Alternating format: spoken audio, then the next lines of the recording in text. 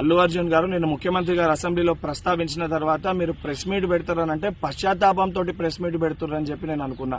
ఎందుకంటే సంధ్యా థియేటర్ సంఘటన జరిగిన తర్వాత ఆ సంఘటన మీ దృష్టికి వచ్చిన తర్వాత కూడా మీరు ఈ రకంగా మూవీ ఎప్పటి వరకు చూసిర్రు, ఎప్పటి వరకే క్లాప్స్ కొట్టిర్రు, వెళ్లేటప్పుడు మీరు అభివాదం తెలుపుకుంటూ వెళ్ళినరా లేదా మీరు ర్యాలీగా వెళ్ళినరా, చాలా క్లియర్ గా ఫుటేజెస్ కనబడుతున్నాయి.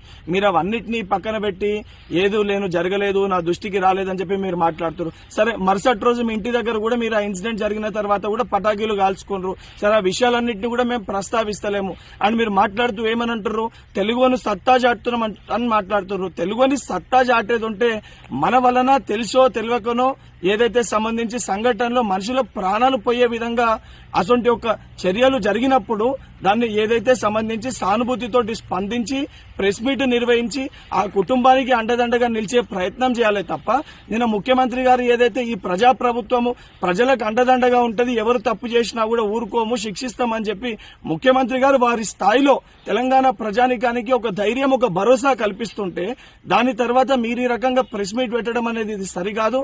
ఇప్పటికన్నా మీరు మాట్లాడిన మాటలపైన మీరు ఆత్మవిమర్శ చేసుకుని మీరు మాట్లాడిన మాటల్ని వెనుకకి తీసుకోవాలని చెప్పి డిమాండ్ చేస్తున్నా.